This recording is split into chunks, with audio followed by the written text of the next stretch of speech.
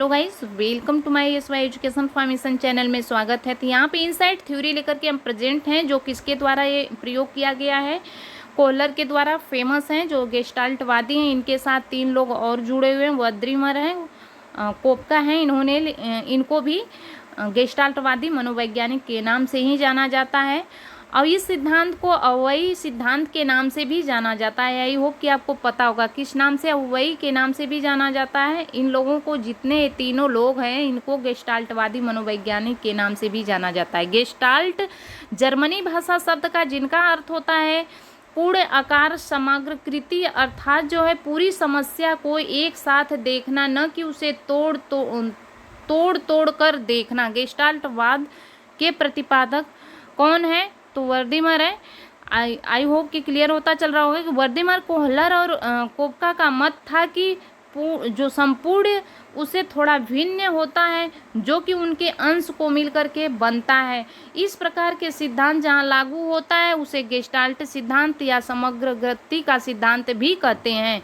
अब इसमें जो है यहाँ पे कुछ डाटा है, उसको आप देख लेंगे। इन मनोवैज्ञानिकों ने, जिन्हें समग्र कृति सिद्धांत को बनाने में अपना मूल्यवान योगदान दिया, कोहलर ने जो है अपनी पुस्तक में समग्र कृति मनोविज्ञान जो थी, उसमें जो है अंतर्दर्शन की अवधारणा की अवलोकन की थी।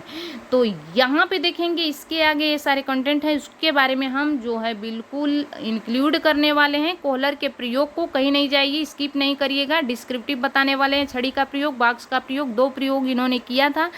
अब देखेंगे इन्होंने कोहलर के निष्कर्ष के बारे में जानेंगे, सूच के सिद्धांत की विशेषता क्या है उसको जानेंगे। तो इस वीडियो को देखने के बाद इस सिद्धांत के बारे में कहीं समझने की कोई ज़रूरत नहीं है। वद्रीमर, कोहलर और कोपका का मत था कि यह संपूर्ण उससे थोड़ा भिन्न था और जो कि उसके अंश में मिल करके बनता है। इस प्रकार का सिद्धांत जहाँ लागू होता है, इसे गेस्टाल्ट सिद्धांत या समग्रति का सिद्धांत कहते हैं। तो अब इनके जो है कुछ डाटा आप देखेंगे कि कब जो है इनका हुआ था। सब मनोवैज्ञानिक बने थे जिन्होंने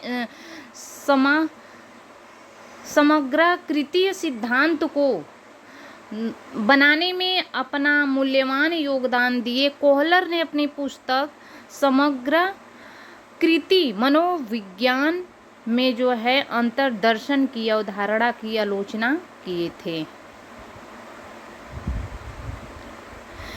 अब इसमें जितने कंटेंट आपको बताना है, सब चीज़ प्रेजेंट किए हुए हैं। तो यहाँ पे कोहलर के प्रयोग के बारे में, छड़ी का प्रयोग, बॉक्स का, कोहलर के निष्कर्ष, सूझ का सिद्धांत, विशेषताएं के बारे में हम आपको इंक्लूड करने वाले हैं। चलिए देख लेते हैं। कोहलर ने अपने कई प्रयोग वनमानुष पर किए। कोहलर के वनमानुषों में सबसे अधिक बुद्धिमान वनमानुष का नाम सुल्तान था। कोहलर के जो है प्रयोग में निम्न 2 मुख्य प्रयोग मुख्य हैं। छड़ी का प्रयोग, बॉक्स का प्रयोग, 2 चीज़ का प्रयोग किया गया है। छड़ी का प्रयोग में देखेंगे कि कोहलर ने अपने प्रयोगों में से एक प्रयोग में सुल्तान को एक कटघरे के अंदर बंद कर दिया। अब कटघरे के अंदर मात्र 2 छड़े थे और उन छड़ों की बनावट तथा इस प्रकार थी कि दोनों छड़ों को आराम से जोड़ा जा सके। कटघरे के बाहर कुछ दूरी पर केले जो है रख दिया गया। सुल्तान के जो है कटघरे से केले प्राप्त करने के प्रयास किए और असफल रहा। सुल्तान ने स्थिति का अवलोकन किया तथा कटघरे में उपस्थित 2 छड़ों में से एक छड़ का जो है प्रयोग पुनः केले प्राप्त करने का जो है प्रयास किया, किंतु छड़ के छोटे होने के कारण सुल्तान पुनः केला प्राप्त करने में असमर्थ रहा। अब सुल्तान ने कुछ देर बाद पुनः पूरी स्थिति का अवलोकन किया और कटघरे में पड़ी दूसरी छड़ी को भी उठाकर दोनों छड़ों को आपस में क्या करते हैं, वह जोड़ दिया, और जिससे कि एक छड़ी जो है छड़ को तैयार हो गया। दोनों को जोड़ने के बाद आपस में कनेक्ट कर दिया और इस छड़ का प्रयोग कर सुल्तान ने जो है केले को अपनी ओर खींच लिया और तथा उन्हें जो है खा लिया। तो ये रहा प्रयोग। बाक्स के प्रयोग के सहारे देखेंगे कि अब मैंने दूसरे प्रयोग में कोहलर ने सुल्तान को एक जो है ऐसे कमरे में बंद कर दिया जिनकी जो है छत में लटके हुए पर जो हुक जो लगा हुआ होता है उस पे क्या था कि केले उन्होंने लटका दिया और तथा फर्श पर इधर उधर विभिन्न आकार के 3 लकड़ी के बॉक्स जो है क्या किए पड़े हुए थे। स्थिति का अध्ययन करने हेतु कोहलर ने कमरे में उपस्थित क्या किया कि खिड़की का प्रयोग किया और खिड़की से सुल्तान के प्रयासों का अध्ययन किया। सर्वप्रथम सुल्तान ने कूदकर जो है केले प्राप्त करने का प्रयास किया, किंतु केले की ऊंचाई अधिक होने के कारण सुल्तान केले प्राप्त करने में असफल रहा। असफल होने पर सुल्तान ने जो है कमरे के इधर उधर देखा और बॉक्स उठा करके उस स्थान पर रख दिया जिनके ऊपर जो है केले लटके हुए थे हुक में। अब उसने जो है बॉक्स के ऊपर चढ़ करके केले प्राप्त करने का प्रयास किया, किंतु वह पुनः असफल रहा। अब फिर से सुल्तान ने कमरे में इधर उधर अपनी निगाहों को दौड़ाया और दूसरे बॉक्स को निगाह उसकी पहुंची, बॉक्स को उठाया लिया और पहले वाले बॉक्स के ऊपर रख दिया। अब इसके ऊपर चढ़ करके पुनः केले प्राप्त करने का प्रयास किया, किंतु इस बार भी वह क्या रहा, असफल ही रहा। अब कुछ देर रुक करके सुल्तान ने पूर्ण स्थिति का जो है अवलोकन किया, यानी वह विचार किया और कमरे में उपस्थित तीसरे बॉक्स को उठा करके ले आया और पहले 2 बॉक्सों के ऊपर रख दिया। अब पुनः केले जो है प्राप्त करने के लिए बक्से पर चढ़ने का प्रयास किया, किंतु इस बार वह जो है बक्सों का करेंगे पर चढ़ने पर असफल रहा। अब उसने पुनः पूर्ण स्थिति का अवलोकन किया कि कुछ देर बाद जो है बक्सों को छोटे बड़े के जो है क्रम में लगाकर उन पर चढ़ गया और केला प्राप्त कर उन्हें खा लिया। तो उसे यहाँ पर सफलता मिल चुकी। चित्र के सहारे आप देखेंगे यहाँ पर कभी भी अगर इंसान असफल हो गया है तो उसे निराश नहीं होना चाहिए, लगातार लगे रहना चाहिए। कहा गया है कि असफलता ही सफलता की कुंजी होती है गाइस। आप यदि असफल हो, मोटिवेट हो, असफल होकर ही इंसान बड़ी मंजिल को प्राप्त कर सकता है।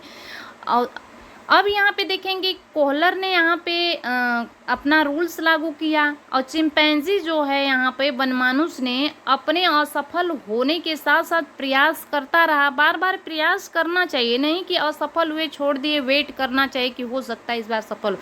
आपको लगातार मेहनत भी साथ में करना है, तब तो सफलता अवश्य मिलेगी। कोहलर ने कुछ दिन पश्चात जो है सुल्तान पर इस प्रयोग को पुनः देखा कि इस बार सुल्तान की पूरी स्थिति का अवलोकन कर पहले बॉक्स के ऊपर दूसरे के ऊपर तीसरा रख करके केला प्राप्त कर लिया, उन्हें पुनः खा लिया। इसका मतलब प्रयोग के द्वारा सिद्ध किया गया कि अगर कोहलर ने कुछ दिन पश्चात पुनः सुल्तान को जो है कमरे में बंद किया, किंतु इस बार तीनों बॉक्स को उन्होंने क्या किया, बॉक्सों के स्थान पर एक ऊंची मेज रख करके इस प्रयोग को दोहराया। और इस बार कोहलर ने देखा कि सुल्तान ने पहली नज़र में ही स्थिति को समझ लिया और मेज को हुक के नीचे रख करके उस पर चढ़ करके केला को प्राप्त करके खा लिया। तो यहाँ पे देखेंगे कोहलर की इस प्रयोग से सुल्तान ने स्थिति का पूर्ण रूप से प्रत्यक्षीकरण किया था और इसलिए कोहलर ने जो है इसे समग्र कृतीय सिद्धांत कहा तथा इस प्रयोगों में जो है सुल्तान ने स्थिति के अनुसार केले प्राप्त करने के लिए अपने सूझ का इस्तेमाल किया, इसलिए सूझ के सिद्धांत इनसाइट थ्योरी का भी कहा जाता है। अब कोहलर के निष्कर्ष पे पहुंचते कि इसका कंक्लूजन का हुआ, तो देखेंगे कोहलर ने अपने प्रयोग इनसाइट थ्योरी के कुछ निष्कर्ष निकाले जा निम्न में से सीखने के लिए अंतर्दृष्टि का प्रयोग किया। सीखने के लिए अब इसमें इन्होंने नई वस्तुओं, क्रिया अथवा स्थिति का प्रत्यक्षीकरण और पूर्ण रूप से करता रहा। यदि मनुष्य किसी भी समस्या का समाधान करने पर पहली बार से सफल नहीं होता है तो उन्हें पुनः सोचना, और दूसरी बार भी समस्या का समाधान नहीं मिला तो वह पुनः सोचता है। इस प्रकार वह सोचते सोचते समस्या का समाधान कर ही लेता है। किसी प्रकार की समस्या का समाधान एक बार में प्रयास में भी हो सकता है तो और कई बार के प्रयास में भी हो सकता है गाइस। तो अब देखते हैं कि सूझ के सिद्धांत के इस थ्योरी की विशेषता के बारे में देखेंगे कि सूझ के सिद्धांत निम्नलिखित इसकी विशेषताएं हैं।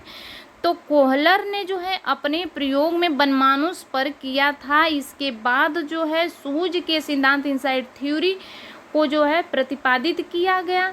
बनमानुष के पास थोड़ा दिमाग होता है और वह जो है सूझ के साथ जो है काम अपना करता है।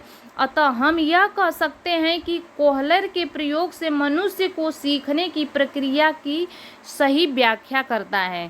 अब कोहलर का सूझ का सिद्धांत इनसाइड थ्योरी किसी भी वस्तु, स्थिति एवं क्रिया के पूर्ण रूप से प्रत्यक्षीकरण पर बल देता है। यह सिद्धांत समस्या के समाधान पर भी बल देता है और यह सिद्धांत पूर्ण रूप से अंश की ओर चलने पर जो है बल देता है। सूझ का सिद्धांत दिमाग से संबंधित है। जिसका दिमाग इतना तेज होगा वह उतनी ही जल्दी सूझ का निर्माण कर सकेगा। ये रहा आज का सूझ का सिद्धांत गाइस। तो आई होप कि समझ में आया होगा। Thanks for watching. God bless you.